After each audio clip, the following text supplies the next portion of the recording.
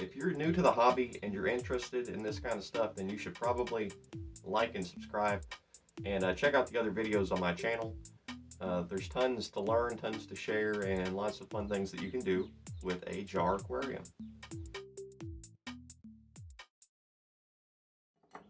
We have here a half-gallon wide mouth jar that I got from the dollar store. I've been buying a few of these here and there when they show up, and I love it. It's perfect. This particular jar even came with a label painted on the side. For now, we're just going to put the label in the back. Alright, now in this tank, I will be setting up a very simple Wallstad style aquascape. Aquascaping is a term used for landscaping underwater. But the first step in our process is to add just a very small amount of organic potting mix. This is mostly wood chips. Alright, so we're including the soil layer to act as a nutrient source for the plants and pets that will end up inside of here. And now we're just going to put a very thin layer of sand on top. She doesn't look like much so far, and that's fine. We're about to establish the front and the back of the tank. If you look closely, you can see some seams here. Every jar like this will have a seam on both sides, and I always turn them to the side just so we don't see them. Next step, we're going to add some lava rock. This is red lava rock, really good stuff, and I'm going to use it to build up a incline towards one side of the tank. Including an incline like this in your tank will make it easier to imagine a layer of depth within the jar. It makes it seem much larger if you do it right. And now we're just going to add sand on top of that. We're not going to pack it in too tight or try to fill all the little gaps, but we're just using this as like a top layer. And we have a sort of offset ramp. This is climbing dayflower. I believe it's like Camelina diffusa, something like that. But this is a great plant for jar aquariums. Planting small plants like this is a good example of why we don't want to use a beer bottle or a liquor bottle with a very narrow opening.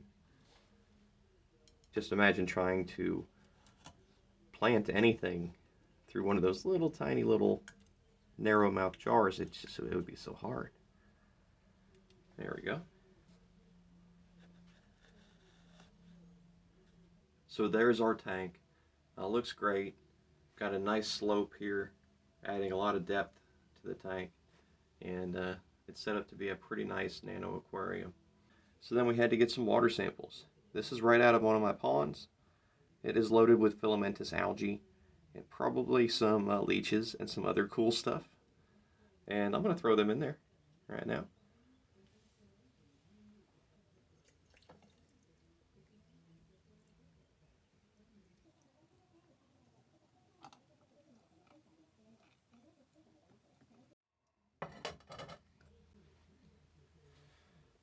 Alright, well, we had a slight disaster with our slope. But, you know, this is a tutorial aquarium, and that's probably going to happen. So, don't fret too much. But that's okay. We're going to run with it. I have some more samples here to add. This is almost pure duckweed. Well, this is duckweed and some other things, but it's from a different pond.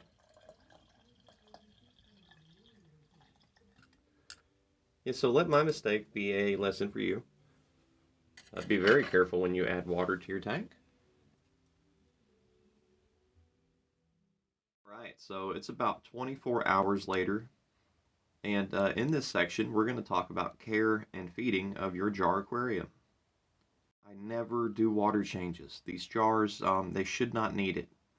I've ran jars for a few years with no water change at all, and everything's been fine. Now you might build up some nitrates and things, but if this is your first tank, don't worry about it.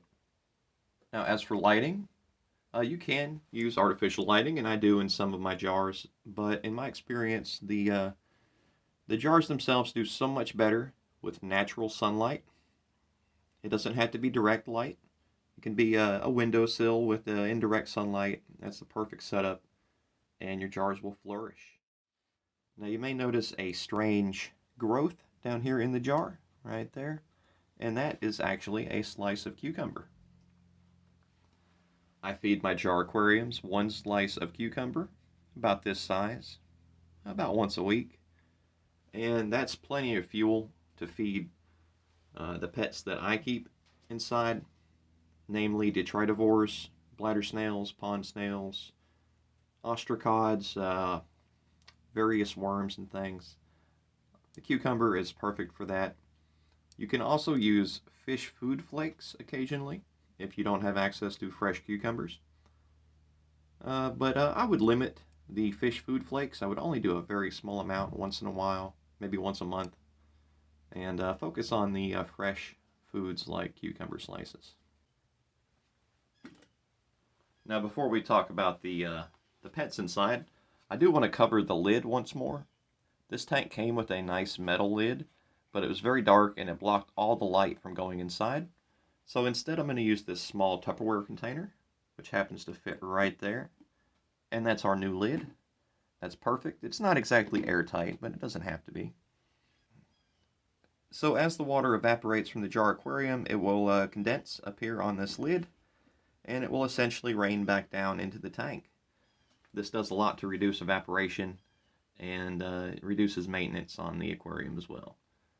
So the final topic with care for your jar aquarium is to add a lid, preferably a translucent lid so that light can come through. So the tank did not come out exactly as I had wanted, but that's okay. You know, that's important to remember, especially if you're building your first tank. You're going to have some issues with the landscaping, the aquascaping. You're going to have some issues with things moving around and unintended algae growing in certain places and things like that. So, you know, it's a little messy, but that's okay. Let the tank tell you what it wants to be. But for our tutorial jar aquarium, I believe this is a great tank. It looks nice. It's going to be a lot of fun over time. And I already see some small creatures in there darting around.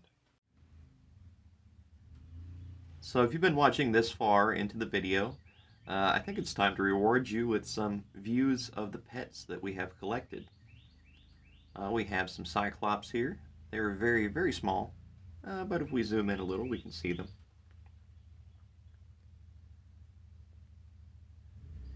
And I'm still learning about them. I actually haven't had many of those in my jar aquariums up until this year, so we're actively learning about them and how they act. I had expected to see more ostracods and even some snails in here, but we have actually captured some other interesting creatures. I'm not sure what these are. Yeah, I'm not sure what these guys are. They are sticking in small drops of water right there above the surface. But observing them has led us to the Paramecium. We have a very healthy, very active Paramecium culture in here. And now we have a helicopter flying by. It's very active at my house today.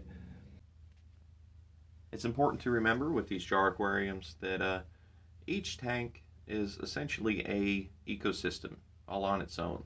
And once the tank falls into a cycle, a system of, of life, a food chain, but once that happens, then you can have your ostracods or whatever in your tank for a very, very long time. Anyway, guys, I hope you liked the video. I hope I helped you build your first jar aquarium. Don't be too concerned if, like, your plan doesn't work out quite so well. If the tank changes as you're making it, that's fine. Nature will find a way.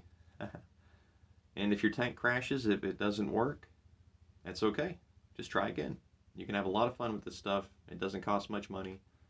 And it's just a very rewarding, fulfilling experience to build a world and to see all the little denizens inside living their lives out. To watch the plants grow over time. And it's very rewarding, and it's fun to share it with your friends too, guys. So thanks so much for watching. Please like and subscribe if you enjoy the video. I have a ton of other stuff like this on my channel, and I make a new jar aquarium every Friday. So if you need help, if you're looking to learn more about the hobby, that's a great place to go. Thanks so much. This is Bucket Ponds. My name is Terry, and I will see you next time.